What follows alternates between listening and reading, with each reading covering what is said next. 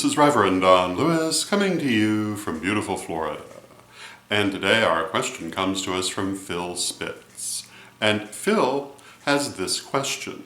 Phil saw our recent vlog where I talked about using a burning spell as a technique of shadow work. And Phil says that he would like to do this, but he's not allowed to burn things where he lives. And he would like to know if I have any suggestion for a similar technique that would have the same effect but does not involve fire or smoke. And indeed I do.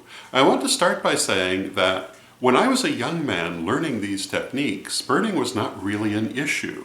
Things like fire alarms were only just beginning to be required in private homes, and for the most part, you could burn without worrying about it, as long as it wasn't something major, even if you had a fire alarm.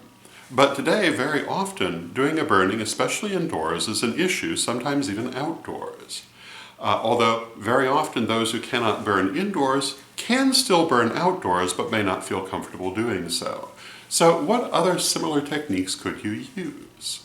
Well, there are a number of them. They mostly involve other ways of releasing your working to the elements. And here are some that I might recommend. One of them is to write down the things that you are planning to burn, to manifest or send away, because a burning spell can be used both ways. But write them down instead of on standard paper, on something like tissue or rice paper that will dissolve in water.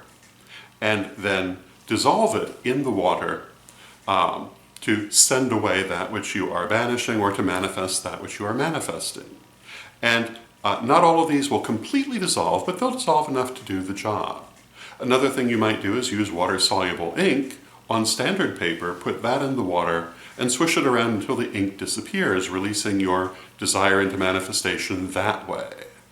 Those are a couple of thoughts that I would have on how you could use water. And a third one is to again use tissue paper or something similar, and when you're done, flush it down the toilet if you're doing a releasing to symbolize letting it go. I don't know that I'd do that for a manifestation, but for a releasing, it could be very symbolic and work very well with the higher self. Another thing you can do using a different element is to write down what it is you wish to send away or to manifest, and then to bury it in the earth, either directly in the earth or in a pot of earth. And as you're covering it over with the earth, focus on its coming into being. And that would be another technique that I would recommend. And I'm sure there are many others out there, and perhaps some of our viewers would like to recommend some as well, but those are the ones I would recommend. So that would be my answer. I hope you find it helpful, and until next time, may you blessed be.